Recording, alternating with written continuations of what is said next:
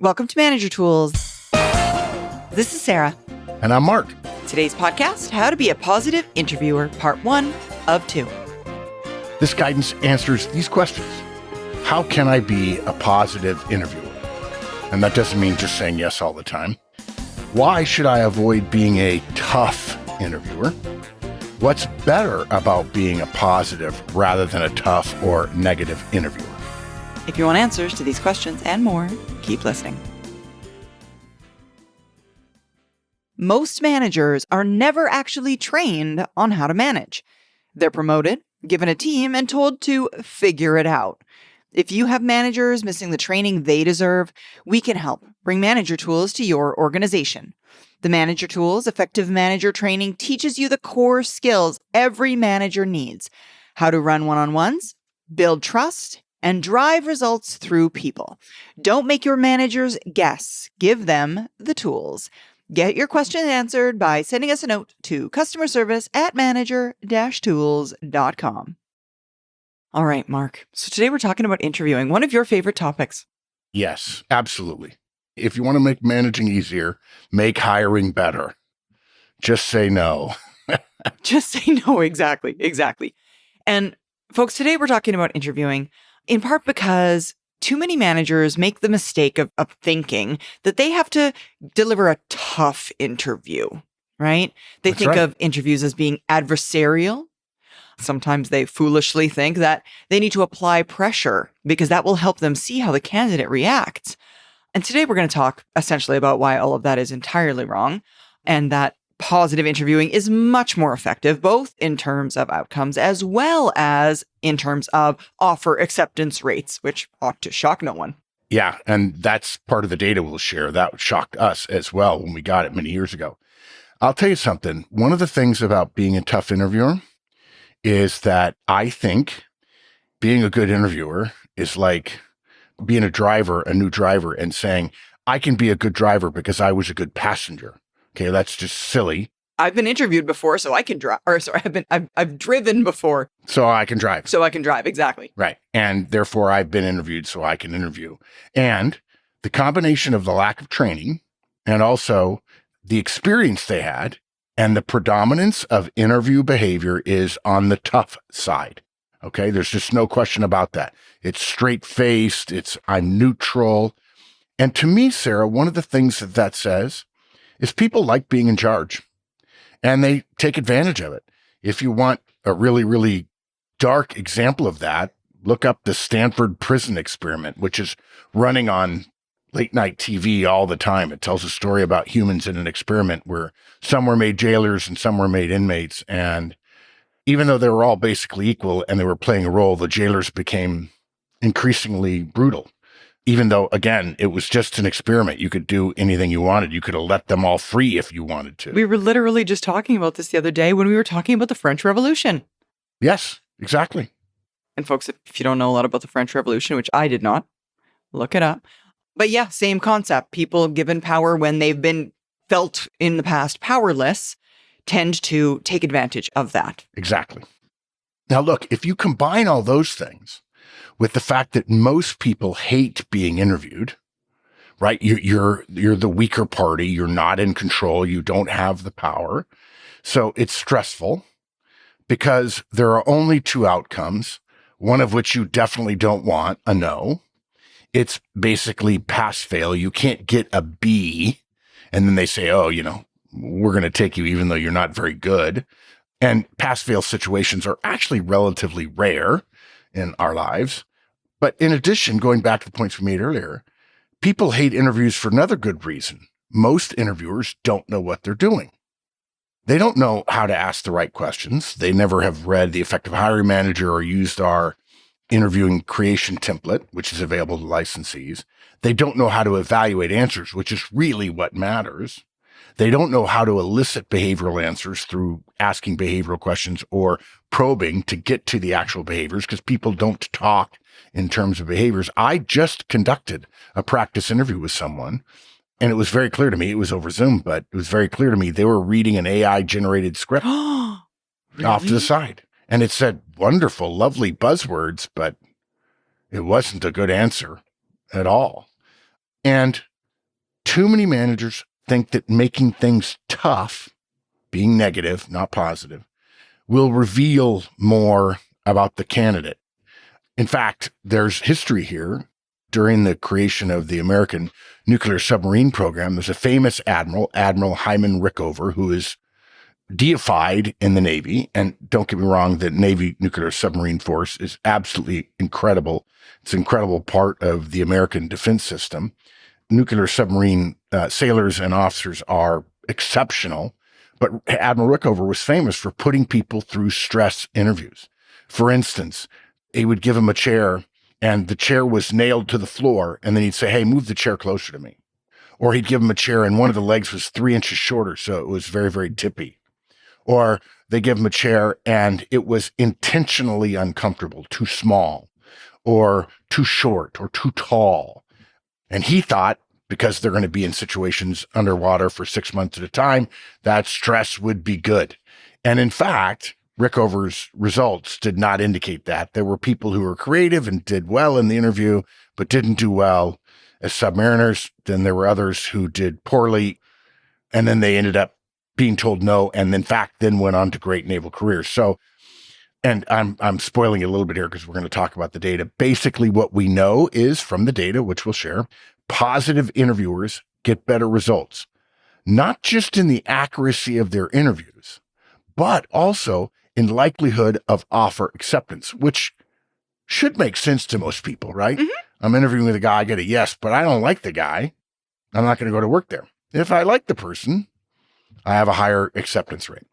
Yeah. And folks, if you're one of those individuals who, prior to listening to this podcast today, thought that giving a stress interview was the best approach, we don't blame you. I mean, over at Manager Tools, we say all the time, interviews are nothing more than a fictitious reality designed to resemble reality so that an employer, a hiring manager, can determine whether or not, if placed into the position, you could do it. So if you think to yourself, oh, it's really, really stressful to work here, I want to measure whether or not someone's good at stress, I guess interviews should be stressful. I mean, it's a logical place for your brain to go. And with all of the terrible internet advice that you're getting, why wouldn't you think that was the right approach? I forgot about that. We've actually talked about this. I think we did a cast on it in Manager Tools or Career Tools, but Wendy and I, Wendy's now left the firm, but Wendy, when she was running Career Tools, she and I would send as jokes back and forth various YouTube videos on how to answer the tell me about yourself question. And what was interesting about it was there are a couple of things that I found, and we both were aghast at the guidance. And if you're wondering how to answer the tell me about yourself question, we have a podcast for that. It's very straightforward. You'll be able to practice. We can help if you want. But one of the things I noticed was all of the people doing the video that were the person delivering the information were attractive and well-groomed. Okay. So they were actors. They were reading a script. So strike one.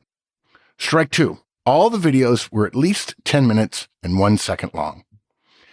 And the reason for that, I found out, Wendy told me, she being very knowledgeable about the internet, is that at 10 minutes and 1 second, YouTube allows you to put a third advertisement into a video.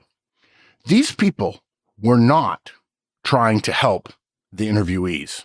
They were trying to make money off of people watching them. They knew that tell me about yourself is a standard question, and they knew that people didn't necessarily know how to answer it, although our podcasts are free. And so they'd listen to a 15-minute video.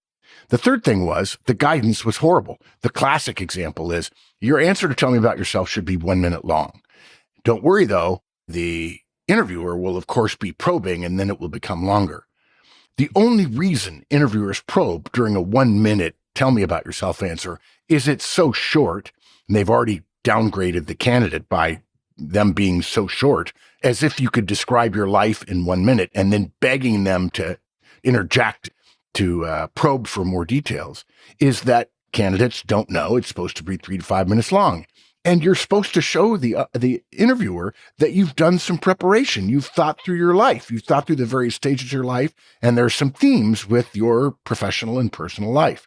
So, yeah, you mentioned the internet. And it's just full of really bad advice. In fact, if anybody is talking to you, if you're watching a video from someone who's an HR generalist or a specialist in interviewing, and they're 25 years old, they don't have enough interviewing alone underneath their belt to be telling you what works and what doesn't work for interviewers. You'd need to have data. Experience. Or lack thereof, I suppose. Yeah, exactly. No time for a live conference? Don't worry about that. Our asynchronous video classes teach the core management behaviors of one-on-ones, feedback, coaching, and delegation whenever it fits your calendar. Build better management habits by visiting us at manager-tools.com/EMC. All right, so our outline for today's cast. We're going to start by talking about the data on positive versus negative interviewing. And then we're going to go over 3 rules for interviewers that we would recommend you put into practice. The first is smile, then express thanks, followed by compliment behaviors. Yeah, and these are just simple things you can do while still keeping a sharp mind about you about whether or not you're going to say yes. You can be a nice, friendly, personable, caring, concerned, even charming interviewer while having high standards for your company. It's totally okay. You can do those things. And folks, I'm just going to tell you now, this is not in the show notes. If you think you can't do that, you're not good enough to be an interviewer. Okay? If you tell me, well, Mark, my authentic self is to be very dour and straight-faced and it's to my not natural be warm. self. Yeah, exactly. When I meet new people, I don't smile. I don't say thank you or please or you're welcome or anything like that. Then you're not a nice person. Or let me put it differently. You may think of yourself as a nice person, but other people won't think that about you. The way people evaluate nice people is by their behaviors, and typically in the first few minutes of an interaction with them. And there is no excuse for a company letting a person who would insist on their authentic behaviors, I'm doing Joey air quotes right now, there is no company that would allow a person who insists on being authentically dour, sour, straight-faced, not warm, not personable. If they knew it, they wouldn't let you interview. Or at least, if they're smart, they shouldn't let you interview. So I want to start on the data because I was there during the data, so I'll get us started on the data. I already told really them that this was your favorite, so they expect you to just go for it. So over the course of a number of years, 10 years, maybe 12 years, my previous firm, Horseman & Company, where virtually all the data for Manager Tools comes from, we gathered data on over 50,000 interviews conducted by roughly 500 interviewers over that roughly 10-year period. These interviews were conducted by hiring managers, not recruiters, full disclosure. Some recruiters are warm and friendly, some are not. And they were for either entry-level positions or frontline manager roles. And these were all at Fortune 500 companies, okay? Which is generally a pretty good standard for how companies interview. I know there are smaller companies, and I wouldn't say they're bad interviewers. I would just say sooner or later, when you start getting bigger, you start getting more refined, and you'll find better interviewers at larger companies. I was going to say less mature processes generally, less opportunity, right? Smaller companies hire less often. Because of the decrease in reps, you're just not going to be as good. Yeah. And, you know, the old saying of people like, what's your favorite color? If you were an animal, what animal would you be? You should just politely get up and say, I'm sorry, I forgot. I have to go home and water my plants. If people start asking you questions like that. It's so bad.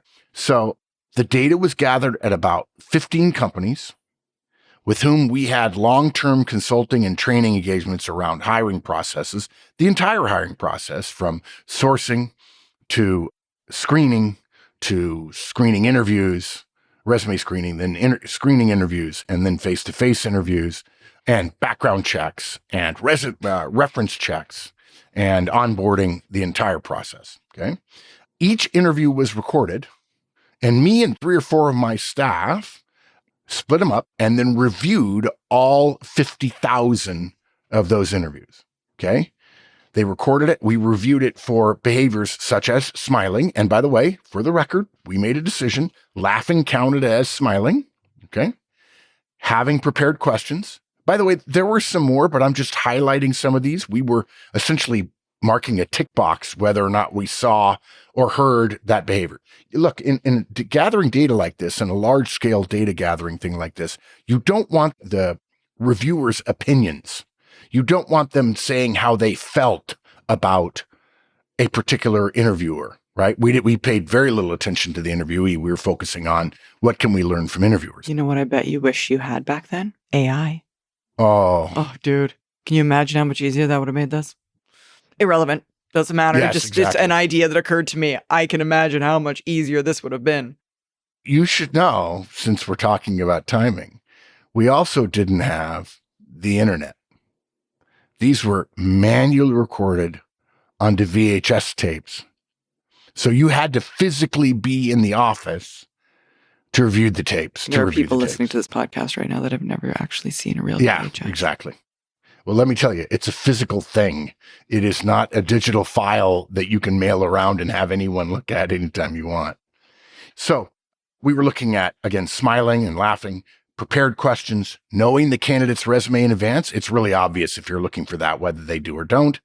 Probing for details, shaking hands, eye contact, voicing appreciation, making encouraging statements, expressing thanks, answering questions directly, and again, several others that were other parts of the study designed to inform our training on these managers at these different companies.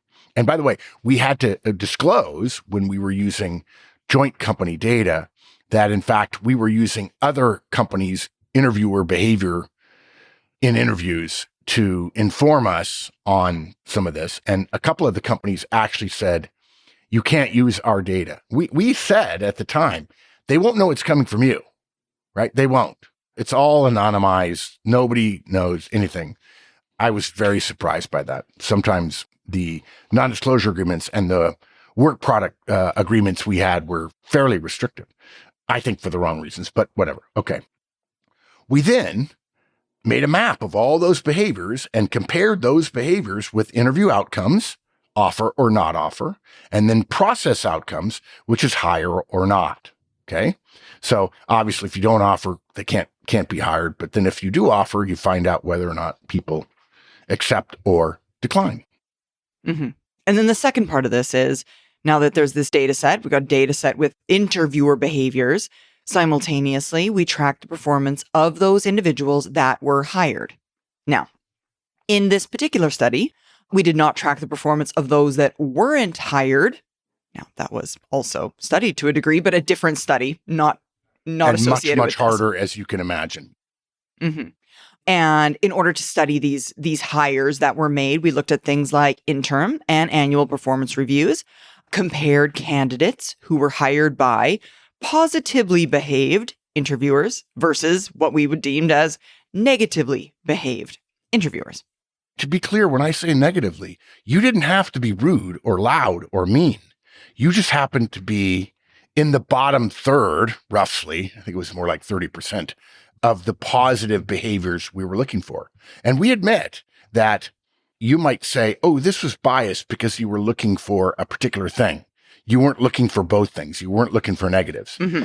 We made the assumption that would have made this an even more complex process and taken even longer. But we made the assumption, as all studies do, that a preponderance of positives is likely to generate a positive response from the interviewee about the culture of the company. And we'll talk more about that later. But we also assumed that if you didn't have a lot of positives, that even if someone might not say you were negative, we would certainly say you were a lot less positive. These are professional managers. We didn't see any inappropriate or untoward behaviors, but there were some that were straight-faced. I would call sour, dour, glum, sullen, those kinds of things. I would use those descriptive, qualitative terms. But, if somebody doesn't smile for a whole hour, that's a surprise. And if you think, well, that's me, you might not be a good interviewer unless you understand that to be a good interviewer, you must be willing to engage in behaviors that interviewing science shows as being effective. That's the whole point of this podcast. Mm-hmm. Okay. Now, in addition, before we get here to the results, for the record, none of these interviews were virtual. to Mark's point earlier in this podcast. That's funny. It was pre-internet, right? So at the time, there was no reliable, affordable software system that could be used on individual contributors and frontline manager interviewers as well. Nevertheless, because we don't have specific data suggesting that these concepts would hold true in a virtual interview, we do believe that these same outcomes would be similar if it were done today using virtual interviewing technologies. And the reason for that, folks, is interviewees are as nervous today for an interview as they've ever been. I mean, folks doing a virtual interview today are just as nervous as an in-person interview because of the predominance of it, I would suggest. And I mean, the argument could be made that positive behaviors make even more of a difference virtually because there's a complete lack of personal connectivity in a virtual interview. Now, we don't, again, have data to support this. We didn't study that, so that's not the data. It wasn't part of the study. But again, I would suggest that day-to-day conversation done virtually is colder generally than an in-person conversation. So I would think it's logical that the results would hold. Because we're the only people with this kind of behavioral data, we want to be fair to those people who are inclined to think scientifically about these studies. And there were studies that we did that were expensive that we had to throw out because they didn't show anything. Now, we had to tell the client about them because they were work for hire. But again, there's no data specifically around virtual interviewing other than my gut instinct, which I think after 65 years on this earth, I can justifiably say, having been listened to by hundreds of millions of people around the world, that in-person interviews beat virtual interviews every day of the week. We understand that virtual is cheaper and higher volume, and we respect that. Accessibility, all that. I get it. Thanks so much for joining us, folks. We hope you join us again next week as we continue this topic. Now, help us, help others, and tell your friends. And of course, follow, rate, and review our podcast. And remember, 5 stars only, please.